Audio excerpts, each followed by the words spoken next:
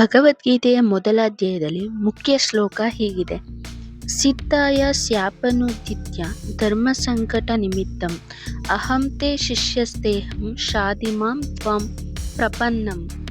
ಇದರ ಅರ್ಥ ಏನಪ್ಪಾ ಅಂದರೆ, ಅರ್ಜುನನು ಕೃಷ್ಣನನ್ನು ತನ್ನ ಗುರು ಎಂದು ಒಪ್ಪಿ ತಮ್ಮ ಧರ್ಮ ಸಂಕಟವನ್ನು ನಿವಾರಿಸಲು ಮತ್ತು ದಾರಿ ತೋರಿಸಲು ಅರ್ಜುನ ಕೃಷ್ಣನ ಶರಣಾಗತಿಯನ್ನು ಅನುಸರಿಸುತ್ತಾರೆ. ಹಾಯ್, ಎಲ್ಲರಿಗೂ ನಮಸ್ಕಾರ. ನಾನು ನಿಮ್ಮ ಪ್ರೀತಿಯ ನಂದಿನಿ ಕಲ್ಕೆರೆ. ನಂದಿನಿ ಪ್ರಪಂಚ ಪ್ರಿಯಾಪಟ್ನ ಯೂಟ್ಯೂಬ್ ಚಾನಲ್ಗೆ ಎಲ್ಲರಿಗೂ ಸ್ವಾಗತ. ಕಳೆದ ವಿಡಿಯೋಗಳನ್ನು ತುಂಬ ಜನ ನೋಡಿದ್ದೀರಾ, ಲೈಕ್ ಮಾಡಿದ್ದೀರಾ, ಹಾಗೆ ಒಳ್ಳೆ ಕಮೆಂಟ್ ಕೂಡ ಮಾಡಿದ್ದೀರಾ. Thank you so much. ಹಾಗೆ ಇನ್ನು ಕೆಲವೊಂದು ಸಜೆಷನ್ಗಳನ್ನು ಕೂಡ ಕೊಟ್ಟಿದ್ದೀರಾ. ಖಂಡಿತ ನಿಮ್ಮ ಸಜೆಷನ್ಗಳನ್ನು ಅಳವಡಿಸ್ಕೊಳ್ತೀನಿ. ನನ್ನ ವಿಡಿಯೋಗಳನ್ನು ಹೀಗೆ ಹೆಚ್ಚು ನೋಡ್ತಾ ಇರಿ, ಸಪೋರ್ಟ್ ಮಾಡ್ತೀರಿ. ಹಾಗೆ ಇನ್ನು ಯಾರ್ಯಾರು ನನ್ನ ಚಾನಲ್ನ ಸಬ್ಸ್ಕ್ರೈಬ್ ಮಾಡಿಲ್ಲ, ಬೇಗ ಸಬ್ಸ್ಕ್ರೈಬ್ ಮಾಡಿ.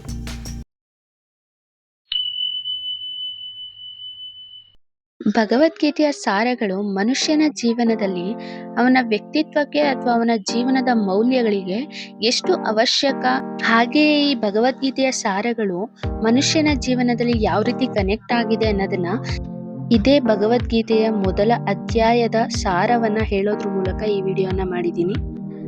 ಭಗವದ್ಗೀತೆಯ ಪ್ರಥಮ ಅಧ್ಯಾಯವನ್ನು ಅರ್ಜುನ ವಿಷಾದ ಯೋಗ ಅಂತ ಕರೀತಾರೆ. ಇದು ಭಗವದ್ಗೀತೆಯ ಪ್ರಾರಂಭದಲ್ಲಿ ಉಂಟಾಗುವ ಧರ್ಮಯುದ್ಧದ ಹಿನ್ನೆಲೆಯನ್ನು ವಿವರಿಸುತ್ತದೆ. ಈ ಅಧ್ಯಾಯದಲ್ಲಿ ಅರ್ಜುನನು ಕೌರವರ ಮತ್ತು ಪಾಂಡವರ ನಡುವೆ ನಡೆಯಲಿರುವ ಯುದ್ಧದಲ್ಲಿ ನಿಂತು ಆತಂಕ ಮತ್ತು ವಿಷಾದವನ್ನು ಅನುಭವಿಸುತ್ತಾನೆ. ಈ ಅಧ್ಯಾಯದ ಸಾರಾಂಶ ಏನಪ್ಪಾ ಅಂದ್ರೆ, ಯುದ್ಧದ ಪ್ರಾರಂಭದಲ್ಲಿ ಧೃತರಾಷ್ಟ್ರನು ಸಂಜಯನಿಗೆ ಯುದ್ಧದ ಸ್ಥಿತಿಯನ್ನು ವಿವರಿಸಲು ಕೇಳ್ತಾನೆ. ಆಗ ಸಂಜಯ ಧೃತರಾಷ್ಟ್ರನಿಗೆ ಕೌರವರ ಮತ್ತು ಪಾಂಡವರ ಸೇನೆಯ ಕದನವನ್ನು ವಿವರಿಸ್ತಾನೆ. ಅದರಲ್ಲಿ ಅರ್ಜುನ ತನ್ನ ಬಂಧುಗಳು, ಗುರುಗಳು ಮತ್ತು ಸ್ನೇಹಿತರನ್ನ ಎದುರಿಸಿ ಸೇನೆಯಲ್ಲಿ ನೋಡ್ತಾನೆ.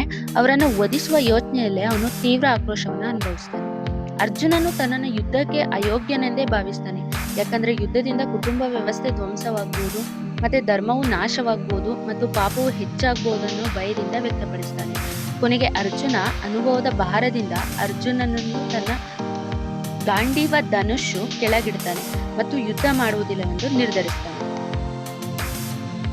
ಈ ಸಾರಾಂಶದ ಅರ್ಥ ಏನಂದ್ರೆ, ಈ ಅಧ್ಯಾಯದಲ್ಲಿ ಅರ್ಜುನನಂತ ವ್ಯಕ್ತಿ ಕೂಡ ಜೀವನದ ಸನ್ನಿವೇಶಗಳನ್ನ ತೊಂದರೆ ಅನುಭವಿಸಬಹುದು ಎಂಬುದನ್ನ ಕೃಷ್ಣ ಪ್ರಮುಖವಾಗಿ ಹೇಳ್ತಾನೆ. ಈ ಚರ್ಚೆ ಜೀವನದಲ್ಲಿ ಏನನ್ನ ಆಯ್ಕೆ ಮಾಡಬೇಕೆನ್ನೋ ದಾರಿಯನ್ನ ಹುಡುಕಲು ಪ್ರೇರೇಪಿಸ್ತದೆ. ಭಗವದ್ಗೀತೆಯ ಪ್ರತಿ ಸಾಲುಗಳು ನಮಗೆ ಕೆಲವು ಸಂದೇಶಗಳನ್ನ ಸಾರುತ್ತೆ, ಹಾಗೆ ನಮ್ಮ ಜೀವನಕ್ಕೆ ಅನ್ವಯವಾಗುತ್ತೆ. ಹಾಗೆ ಅಧ್ಯಯನದ ಸಂದೇಶ ಏನಂದ್ರೆ, ಜೀವನದಲ್ಲಿ ಹಲವು ಸಂದರ್ಭಗಳಲ್ಲಿ ನಾವು ನಿರ್ಣಯ ತೆಗೆದುಕೊಳ್ಳಲು ಕಷ್ಟಪಡ್ತೇವೆ.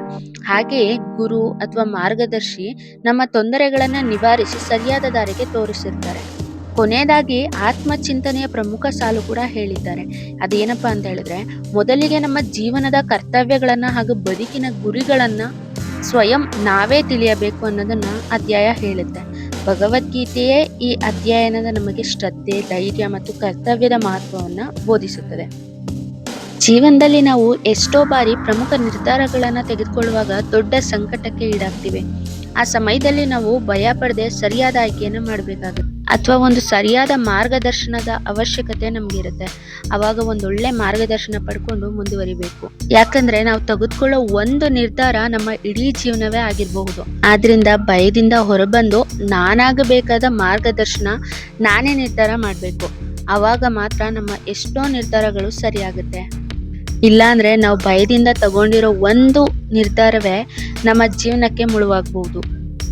ಆದ್ರಿಂದ ಭಗವದ್ಗೀತೆಯ ಸಾರ ನಮಗೆ ನಮ್ಮ ಜೀವನದಲ್ಲಿ ಎದುರಾಗೋ ದ್ವಂದ್ವಗಳ ನಡುವೆನೂ ಶಾಂತ ಚಿತ್ತದಿಂದ ನಿರ್ಧಾರ ಮಾಡೋದಿಕ್ಕೆ ಪಾಠವನ್ನ ಕಲಿಸುತ್ತೆ. ಅದು ನಮ್ಮ ಭಯಗಳನ್ನ ಗೆಲ್ಲೋದಿಕ್ಕೆ, ನಮ್ಮ ಕರ್ತವ್ಯಗಳನ್ನ ಗುರುತಿಸೋದಿಕ್ಕೆ ಮತ್ತೆ ದೃಢತೆಯಿಂದ ನಡೆದುಕೊಳ್ಳೋದಿಕ್ಕೆ ಸ್ಫೂರ್ತಿ ನೀಡುತ್ತೆ. ಈ ವಿಡಿಯೋ ನಿಮಗೆ ಇಷ್ಟ ಆದಲ್ಲಿ ಲೈಕ್ ಮಾಡಿ, ಕಮೆಂಟ್ ಮಾಡಿ, ಹಾಗೆ ಹೆಚ್ಚು ಶೇರ್ ಮಾಡಿ, ಸಪೋರ್ಟ್ ಮಾಡಿ. ಮತ್ತು ಇನ್ನು ಯಾರ್ಯಾರು ನನ್ನ ಯೂಟ್ಯೂಬ್ ಚಾನಲ್ಗೆ ಸಬ್ಸ್ಕ್ರೈಬ್ ಆಗಿಲ್ಲ, ಬೇಗ ಸಬ್ಸ್ಕ್ರೈಬ್ ಆಗಿ. ಧನ್ಯವಾದಗಳು.